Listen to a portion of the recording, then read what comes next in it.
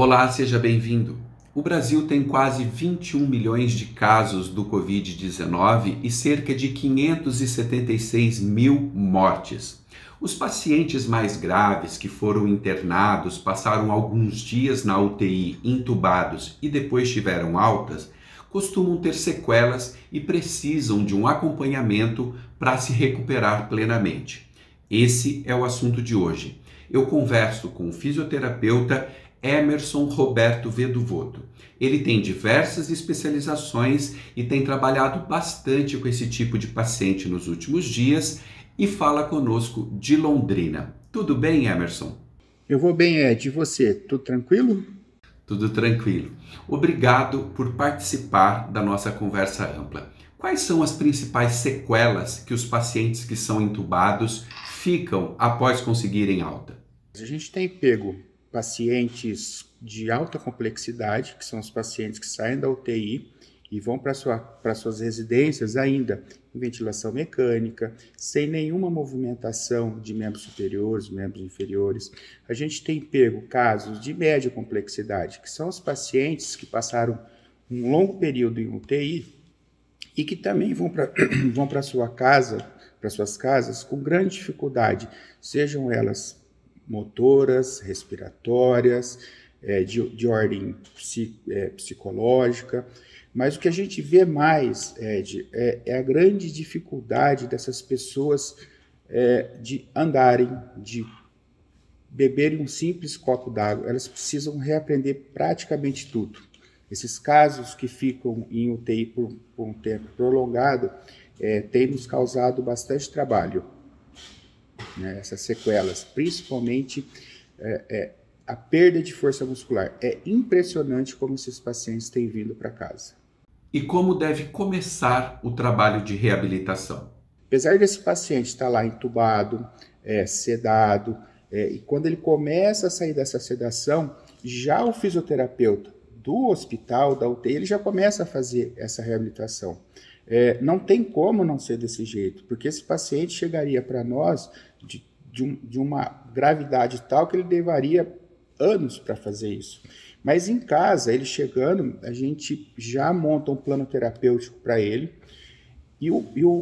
Hoje, a gente tem falado muito em interdisciplinaridade. Não dá para falar de reabilitação do paciente pós-Covid sem falar numa terapia ocupacional, sem falar num psicólogo, sem falar no médico, sem falar em todos esses profissionais da área da saúde que estão... E também a família. A gente, normalmente, esse paciente chega, vou dar um exemplo, chega numa segunda-feira.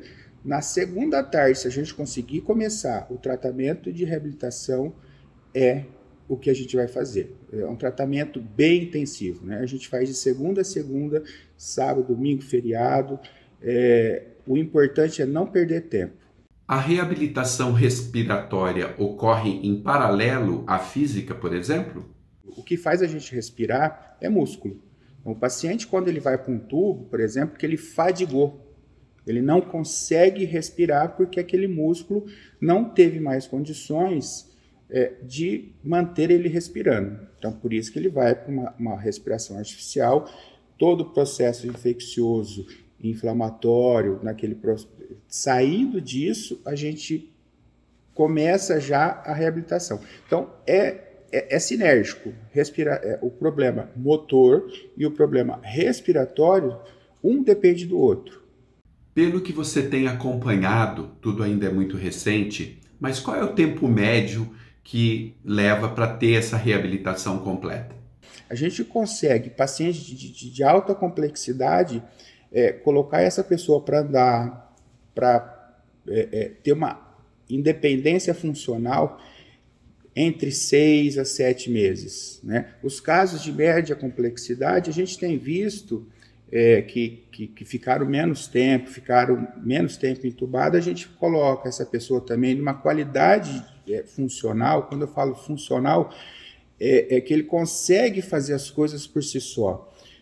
3, 4 meses. Né? E os casos mais leves, que foram para a UTI, chegaram a ser entubados 10, 12, 15 dias, é bem mais rápido, Ed.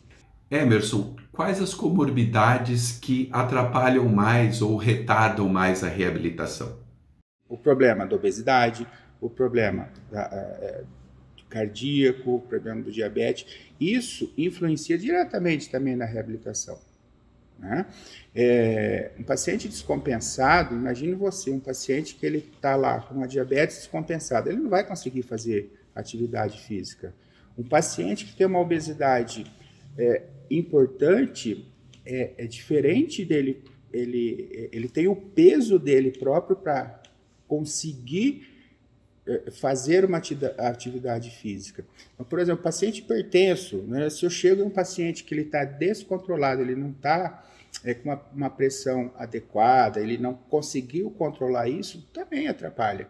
E para essas comorbidades em especial, existem atividades específicas para reabilitação? Se você pega um paciente cardíaco, a gente tem que fazer uma intensidade diferente do que não tem um problema cardíaco.